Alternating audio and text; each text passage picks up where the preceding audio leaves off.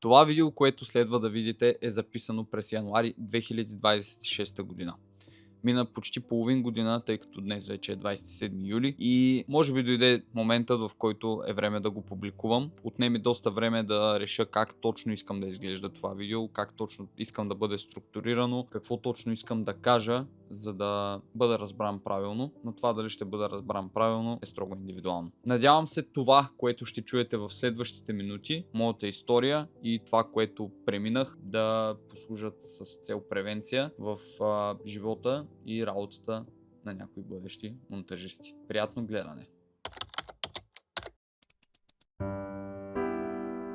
Здравейте! Казвам се Павел и за някой от вас съм може би по-познат като Бакпав.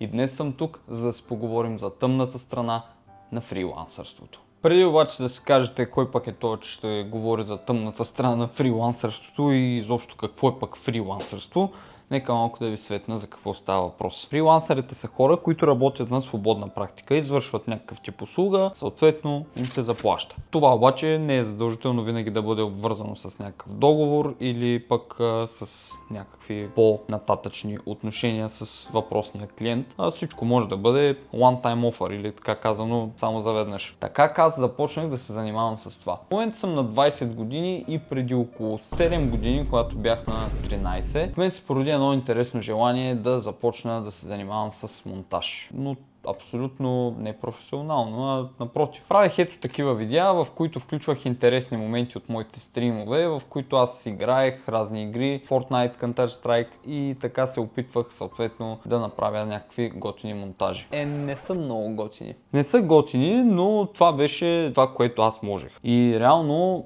за това време, което аз се занимавах с това нещо, всяко изминало видео аз гледах да понаправям нещо ново, да уча нещо ново и съответно да се развивам в тази насока. Започнах това с една ясна цел, че искам да подобря начина, по който говоря пред хора. И за добро или за лошо, аз нямам много видеа. Имам 99 видеа, сега като ги погледнах, не са малко. Но с всяко едно изминало видео аз се чувствах по-свободен да говоря пред камера. Говоренето пред камера обаче много често помага и за говоренето пред хора. Повярвайте ми, до голяма степен това да се чувствам свободен в някакви диалози, които водя с разни хора, е съответно благодарение на това, че съм имал някакъв кратък допир до YouTube. И продължавам да имам под една или под друга форма. И така тези видеа прераснаха в геймплей видеа, в влогове, в различни компилации, скетчове и какво ли още не. Защото просто това ми доставяше удоволствие. В началото, разбира се, това го правих единствено и само за мен. Не съм имал никакви клиенти и съответно никакви доходи от това нещо, а по-скоро малко свободно време, което инвестирах именно в правенето на тези видеа. Изцяло и само защото ми харесваха и се учех сам. Никой не ми е показал в началото абсолютно нищо и смятам, че това до някаква степен беше много добре, тъй като по това време в България хората, според мен лично, не разбираха толкова много монтажа и аз наблягах на това да се уча сам, не от курсове, никога не съм плащал никакъв курс, всичко е безплатно в интернет. Въпросът е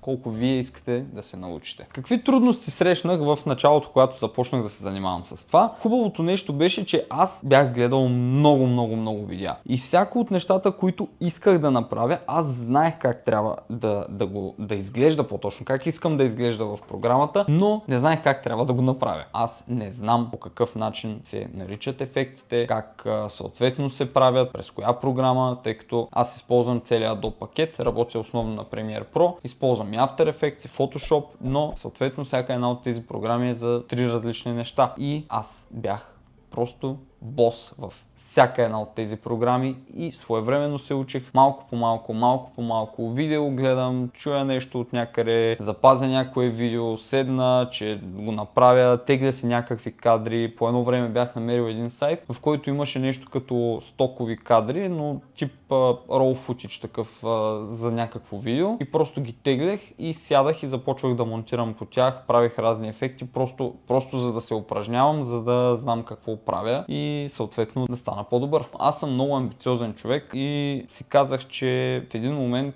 когато правиш нещо за теб и мислиш, че то изглежда добре, що пък да не го пробуташ така и на други хора, може пък и на тях да им хареса. И така се озовах в една група във Facebook, която е за фрилансери. Там много често хората пишеха, търсят си някой да им монтира кратко видео, търсят някой да им монтира шорт и аз реших, че ще търся някакви клиенти там. И ще си опитам шанса, като ще започна с нещо наистина минимално като цена, като разбира се съм правил много безплатни видеа, просто за да мога да натрупам някакво портфолио, като след това съм правил видеа и за по 3 лева, правил съм видеа и за по 8 лева, но нека да не забравяме, че тук говорим за неща от преди 6-7 години и съответно нещата, които съм правил тогава със сигурност не са стрували и повече, а на мен са ми били от голяма полза, защото аз съм имал наистина възможност да правя това, което ми е харесвало и то ми е носило съответно само бонуси. Има ли бонуси? Бонуси! Бонусите! Бонусите! Йой-йой! Влизайки в тази група, започнах да работя с доста хора, като с някои така и до ден днешен поддържаме отношения, а с някои сме прекъснали, но пък те са били част от моя път и за това съм им благодарен, защото всяко едно изминало видео, което аз съм направил, е подобрило по някакъв начин това, което аз мога. Като едни от първите хора, които ми помогнаха, са хора, които не са известни, хора, които не са правили някакъв изключително труден вид продукция. Съответно, нищо сложно не е имало, но за мен тогава беше много важно, много отговорно да се справя добре, за да може съответно аз да съм доволен, след това хората да са доволни, след това те да ми платят, което да кажем, че тогава не е било някакъв много голям стимул, тъй като, както казах, вземах доста малко пари, но най-важното нещо беше да изградя портфолио. Мина се някакво известно време, аз изградих някакво портфолио и започнах да качвам най-добрите видеа, които съм направил в Google Drive. Даре, обаче някакси хич не ми изглеждаше сериозно това, когато някой пише в групата: абе, търся си тук някой монтажист да ми направи едно видео и някой си пусне там един линк или си прикачи едно видео в коментарите, където той е прави. Това никога няма го забравя, имаше един пичага, наистина много добро видео, изключително добро видео, но всеки път едно и също. Той имаше едно такова промо видео, което си качваше в коментарите на всеки пост и това му беше портфолиото. Това на мен не ми хареса и именно затова седнах един ден и си направих, тогава все още нямаше ChatGPT, аз бях ChatGPT. Седнах и си направих една бележка в телефона, в която си написах много кратка информация за мен, с какво се занимавам, какво искам да правя и бях седнал и бях изкарал 4 до 5 от най-добрите видеа, които съм правил, като ги бях качил като линкове в това съобщение, включително и моя канал, който тогава беше, нали, цяло за геймплей, но аз нямах ориентирана ниша, в която исках да работя, аз просто исках да монтирам. Правих това съобщение и започвах да го пращам на всички хора, които ме грабнат по някакъв начин с идеята си, която търсят за съдържание в тази група. Изпращах го и не след дълго започнаха и да се съгласяват. Започнах да монтирам доста различни неща. Монтирал съм реклами за банки, монтирал съм влогове, монтирал съм какво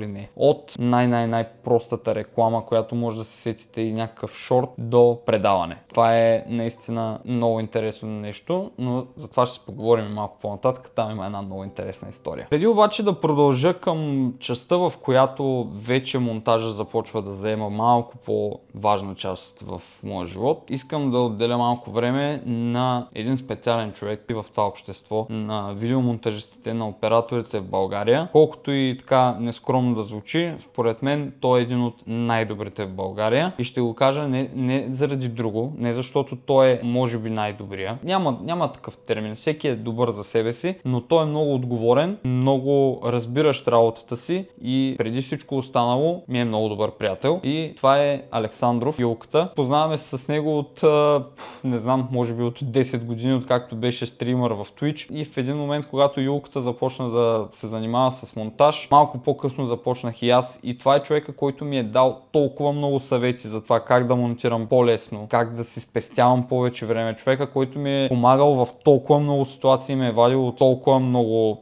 така нелепи случки в монтажите, че просто заслужава да му отделя малко време в това видео и да му кажа: Юлка, благодаря ти, приятелю, благодаря ти много за помощта и за всяка една насока, която си ми дал. Ние много пъти с него сме си помагали, правили сме много проекти заедно, изключително амбициозен човек, изключително добър човек и изключителен професионалист. Така че да, Юлка, Това беше за теб, братле. А сега продължаваме нататък. Имаше доста хора, които ми помогнаха, освен Юлката, обаче ние живеем в България. Тук най-доброто нещо, което можеш да направиш за някого, е да не му помогнеш. И имаше много такива хора, които не ми помогнаха, и много хора, които пък и не повярваха в мен и си мислеха, че това, което се захващам да правя, е пълна глупост и просто го правя, за да мога да се наредя така, защото и това съм чувал, че съм започнал да се занимавам с монтаж, за да мога да се наредя при известните. Ами не е така. За жалост на хората, които не ме харесват, аз съм много амбициозен и когато си наумя нещо, това нещо ще се случи и знам, че ще се случи по начина, по който аз искам да се случи и защо ще ви разкажа само след малко. И така, озоваваме се в началото на 2023 година, която е последната учебна година за мен. Както споменах, аз съм музикант. Свиря на гайда откакто се помня и се занимавам с музика наистина откакто се помня. Занимавам се с това от 4 годишен, в момента съм на 20, целият ми живот до тук е минал в музика и аз не мога да живея без това. Впоследствие, разбира се, тази детска мечта, това хоби се превърна в работа, която и до ден днешен си е основна. Във Варна имаме доста участия с моята формация, с която свирим, но аз щях да бъда студент. И това, което ми предстоеше, беше нещо много трудно и разбира се нещо, което аз осъзнах, че ще бъде може би едно от най-големите изпитания, с които ще се сблъскам до този момент в моя живот. А това беше именно да отида и да уча в друг град сам и съответно да се издържам напълно сам. Да, в момента не съм във Варна, в момента се намирам в Пловдив и вече съм тук втора година студент. И да ви кажа честно, да, справям се сам. Аз съм много голям реалист и когато 2023 година започна, аз знаех, че нещата вече са добре, но не са добре така, както аз искам да бъдат. Аз имах участие във Варна, съответно имах някакъв стабилен доход, но в един момент се оказва, че аз ще замина за Пловдив, тъй като съм приет, ще дойда тук и аз уча редовно. Това автоматично означава, че не мога да си позволя през цялото това време, което аз съм инвестирал до сега, да бъда отново във Варна и да продължа да се развивам с моята формация. Аз съм тук, за да уча и съответно това ще заема много голяма част от времето ми, но пък и трябва да измисля нещо, с което да мога да се препитавам тук. Тогава седнах една вечер в леглото, преди да се легна и си казах, ако сега не си скъсам задника от работа, ще стане така, че едва ще свързвам двата края. Ей, познайте какво стана.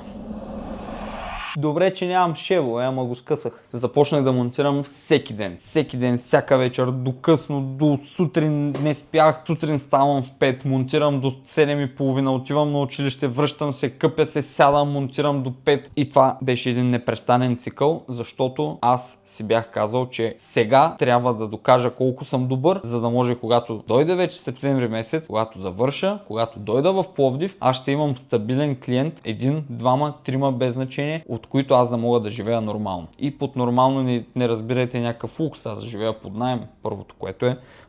И другото, никога не съм живял в някакъв свръхлукс и за мен това е безсмислено. Живял съм напълно нормално и смятам, че на един човек не му е нужно много, за да живее прилично. И тогава започна една от моите основни повратни точки в кариерата ми като монтажист, за която може би някои от вас са чували, а именно стартирането на работа с Мартин Пенев. Може би сте наясно, ако сте гледали негови видеа, близо 2 години мисля.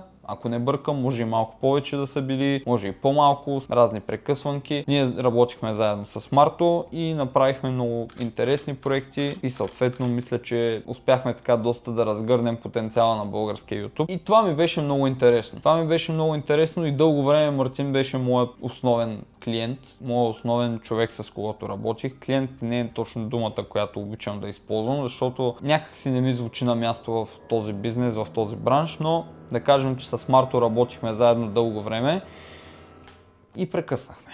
Прекъснахме не защото сме се скарали. Случи се нещо, което не беше много приятно, дори бих казал, че е изобщо. И това е нещо, което не съм споделял на почти никого. Знаят приятелката ми, 2 мои приятели и може би още 1-2 човека. За това нещо дори не знаят и семейството ми. Така че подгответе се да чуете една история, която не е много приятна, но пък съм тук, за да я разкажа с цел превенция, може би. Лична история, която мисля, че някои от вас могат да се припознаят в нея и ще е хубаво пък ако се вземат и някаква поука, защото в крайна сметка, освен от личните си грешки, е хубаво да се учим и от грешките на другите. Вече съм студент и това нещо се случва през декември и януари месец. Декември и януари месец бяха много натварени месеци, в които аз трябваше да монтирам във Варна. И това, което се случи, е, че целият ми сетъп, това цялото нещо, което виждате зад мен, беше тук. И аз бях във Варна, тъй като бях в сесия, имах работа там и тогава се наложи да измисля вариант, в който аз да мога да работя от Варна,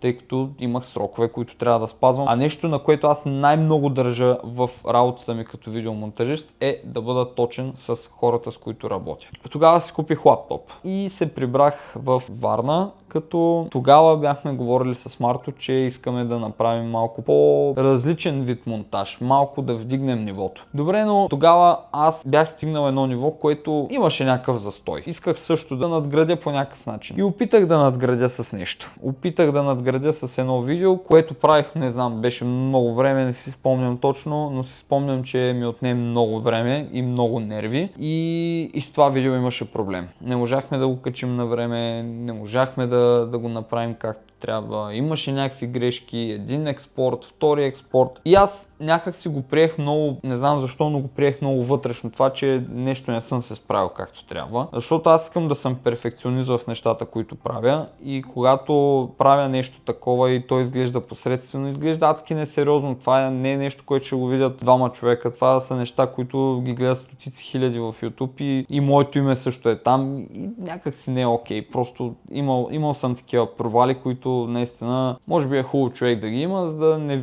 лети прекалено високо в облаците и то без покритие. Сесията приключва и аз започвам втори семестър. Но с едно такова напрежение, което някак си не беше много добре. Прибирах се, сядах да монтирам, изморен, не смогвах с работата и в един момент осъзнах, че нещо, което ми се е случило през януари месец, е било само сигнал за това какво предстои. През януари месец, една вечер, когато монтирах в нас, започнах да усещам как въздуха не ми стига. Започнах да усещам един задух и имах чувство, че ще припадна. В сърцето ми биеше като тъпан на сватба. Усетих какво става и разбрах, че това е паника атака. Излязох на терасата, тогава бях с баща ми вкъщи, просто усетих как ще се разрева всеки момент, така както ме гледате 90 кг човек. Усетих как нещата не са добре. Излязох на терасата и говорих с приятелката ми по телефона, успокоих се малко, поех си въздух, влязох вътре, довърших работата и така. Но това явно е било само за тишето пред буря, тъй като изкарах още един месец, в който месец започнах да усещам как, освен че губя мотивация, губя креативност и губя себе си, губя близките около мен, приятелите ми, семейството ми, здравето си и тук държа да отбележа нещо много важно. Не обвинявам хората, с които съм работил. Не обвинявам никой и честно казано съм благодарен за това, че ми се е случило, защото трябва от време на време да ни се набиват така едни спирачки на тия работохолици като мен, които сме, защото преди здравето няма нищо друго. Февруари месец, прескачаме отново малко напред във времето, вече е февруари, аз съм в Пловдив и отново този омагьосан кръг монтаж от сутрин, лекции от сутрин до след обед, като в един момент аз започнах да усещам, че нещо не е окей. Започнах да усещам отдръпване от приятели, започнах да усещам отдръпване от приятелката ми също, усещах отдръпване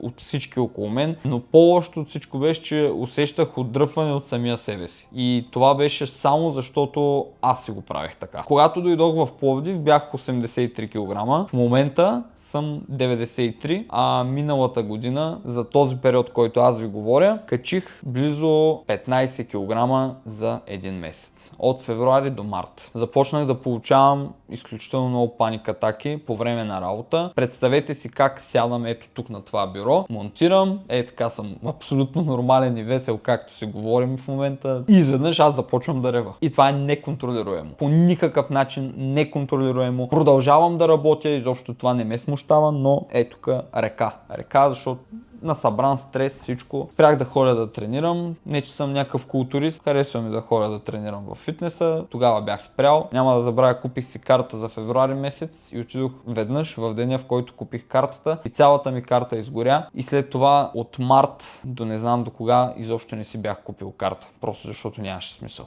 Март месец беше повратната точка, когато аз започнах наистина да получавам такива паникатаки и да не се чувствам добре. Виждах, че и не изглеждам добре, бях като ходещ труп, общо взето, недоспал, неадекватен, всяка свободна секунда, която можех, крадях малко сън, но по-малко, за да мога да седна, да си довърша работата, което беше неадекватно и със сигурност нездравословно. Видеото е готово вече от 10 часа. А това е може би частта, която е най-трудна за мен в това видео, защото дълго се чудих дали изобщо тя има място тук, но счетох, че в крайна сметка това е едно последствие от глупостта ми и би било може би полезно за други хора да го чуят. Освен всичко това, което чухте, видяхте, разбрахте, безсънните нощи, ранното ставане, прекалената умора, при мен това доведе до един неприятен инцидент. Този инцидент се случи на 18 юни 2025 година, когато се прибирах за лятото към Варна. Бях сам. Бях оставил приятелката ми вече във Варна от 2 седмици. Аз имах още изпити за взимане, тъй като ме бяха скъсали на някои от тях, именно защото нямах време да се подготвя. На тръгване за Варна, близо до Стара Загора, магистралата беше в ремонт, съответно беше разделена в едно платно, двупосочно движение и за части от секундата мозъка ми просто изключи, вследствие на което пукнах гума, ударих разграничителните табелки и може да се каже така, че претърпях една лека катастрофа. И това ми беше най-силният знак, че нещо не е както трябва и трябва да взема мерки, тъй като нещата вече не изглеждаха добре. За тази ситуация знаят много малко хора, наистина много малко хора, дори по-малко от това с паникатаките. Споделил съм я и на една известна личност, на Тото.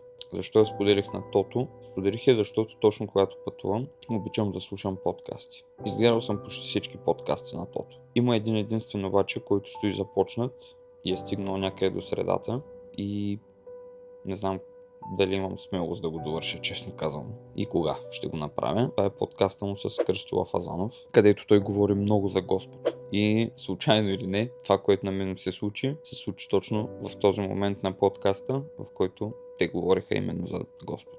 Така че това аз го приемам като един знак и от Господ и от съдбата, че е трябвало да се взема почивка и да се набия спирачки, защото се отървах с счупено стъкло, но другия път може и да не се отърва. Да не дава Господ, може и да завлека някой със себе си. Да.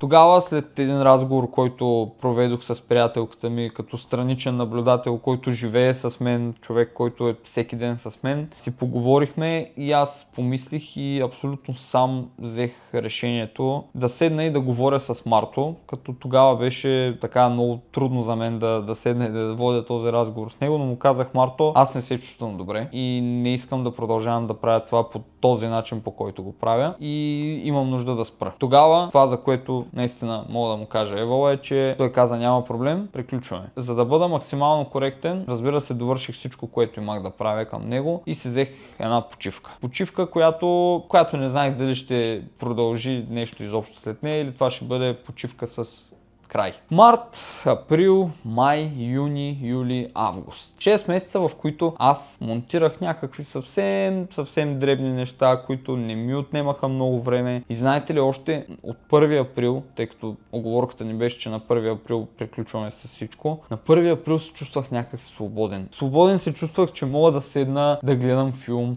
мога да изляза навън, мога да отида до мола, мога да отида на фитнес, мога да седна да играя на компютъра, да обърна внимание на приятелката ми. Просто се чувствах някак си свободен, изпитах облегчение от една такава тежест, която сам си бях образувал. Мина се някакво известно време, в което аз си починах и може би така посъбрах сили и един ден през август Марто ми се обади и решихме да подновим отново отношения работни, разбира се, приятелските никога не сме ги прекъсвали и започнахме отново да работим, като в последствие нещата просто се разминаха отново, тъй като аз започнах да се занимавам и с нещо допълнително, да преподавам гайда и реших, че втори път няма да стигна до това състояние, без значение дали работя с Мартин, работя с някой друг, просто реших, че трябва да приключа преди това да започне да влияе и на хората, с които работя. Освен с Марто, аз имам възможност и до ден днешен и да комуникирам и работя с много страхотни хора, като някои от тях са Ивка Бейбе, с която продължаваме някакви работни отношения заедно, с Николета Господинова, с NJ и с нейното семейство, те са между другото прекрасни. Заедно направихме много неща, като едно от последните, които направихме миналата година, беше наистина много интересно. Това беше едно тип реалити предаване, 50 нюанса мляко, беше много яко, там между другото снимахме дори последните 2 епизода с Юлката, с Александров. Беше много интересно така приключение, за което много им благодаря. И тъй като заговорих за Николета, сега ще ви споделя една история в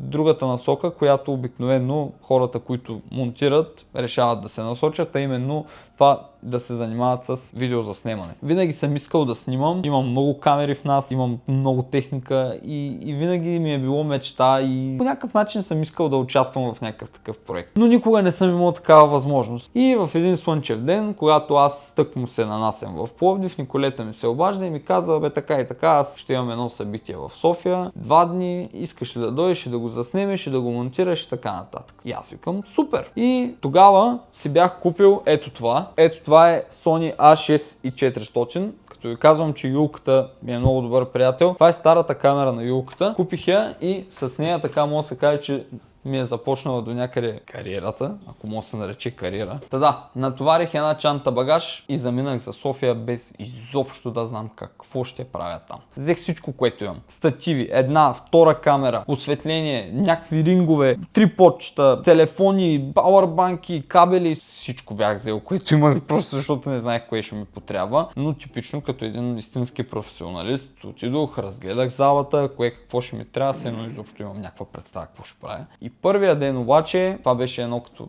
лекция, зад лекторите имаше един телевизор. Ама аз съм си купил тая камера преди няма един месец, нищо не съм снимал с нея. Кой да ти каже, братко, хем съм гледал някакви клипчета, чел съм, ама нищо не разбирам. То имало шътър, спид, бленди, не знам какво.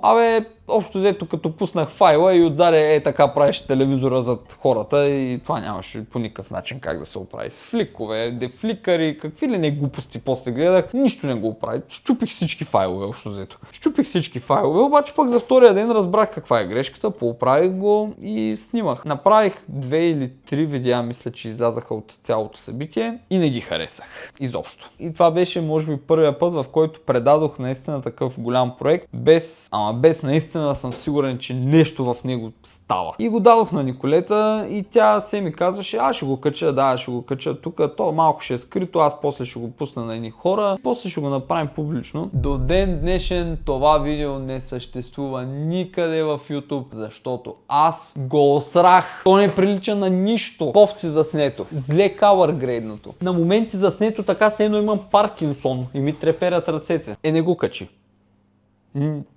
Изобщо не ги качи. Те бяха няколко. Въпреки че аз не си свърших правилно работата, може би защото не съм имал все още този капацитет. Николета подходи по един начин, който ми е останал в съзнанието и аз лично се радвам, когато имам възможност да работя с такива хора. Защото аз си казах: виж, аз се опитвам в момента да направя това нещо, което може би с 2 човека, 3 ще стане по-добре. Аз не съм правил такова нещо, нали, предупредих и така нататък, но въпреки че че не видя това видео бял свят, тези видеа по-точно не видяха бял свят, по никакъв начин тя не застана срещу мен и да ми каже: аз ти платих тук някаква сума пари, а пък ти какъв продукт ми даваш, какво е това? Тя просто, знаете ли какво каза? Нищо, какво ти пука, няма проблем, какво да мога да не го качвам сега, не. Аз стоя и не мога да повярвам, аз бях много притеснен, защото като видях крайния продукт и направо се разочаровах и треперех тук в нас. Не е чак толкова зле, колкото го обяснявам, но със сигурност не е толкова приятно, колкото трябваше да бъде, но тя не го качи. И тогава тя можеше да направи всичко. Можеше да ми каже: не го направи така, както аз искам, няма да ти платя, или можеше да направи едно стори, в което да ме оплюе, защото тя има немалка аудитория. Напротив, навсякъде, където можеше,